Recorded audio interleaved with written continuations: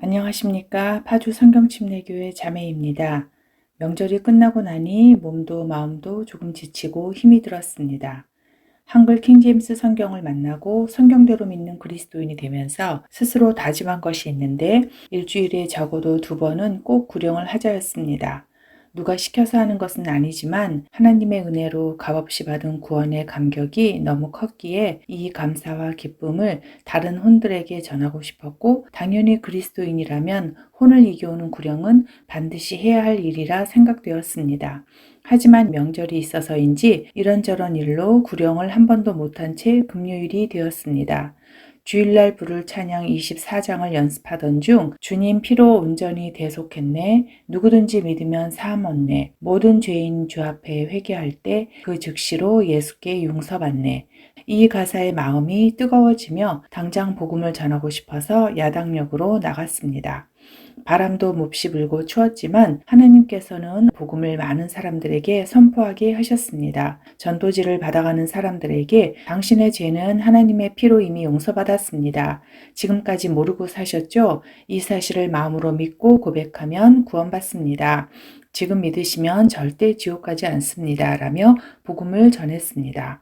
9시까지만 영업이 허용되기 때문에 식당과 술집은 사람들로 이른 시간부터 북적거렸습니다. 담배를 피우러 식당 앞에 나와서 잠깐씩 시간을 보내는 사람들에게 전도지를 나눠주며 복음을 전했습니다. 내가 왜 지옥을 갑니까? 전 죄가 없는데요. 관심 없어요. 깔깔대며 비웃는 사람 등 많은 거절에도 불구하고 복음을 선포하면 선포할수록 마음속에는 설명할 수 없는 기쁨이 차올랐습니다. 여러 번 거절을 당한 후 50대 후반의 남자분께서 벤치에 앉아 전자담배를 피우며 핸드폰을 보고 있는 모습이 눈에 들어왔습니다. 저는 얼른 길을 건너 안녕하세요 라고 인사를 한 후 이 전도지 한번 읽어보세요 라며 전도지를 건넸습니다. 그분은 전도지를 받으며 저는 하나님을 믿습니다 라고 답을 했습니다.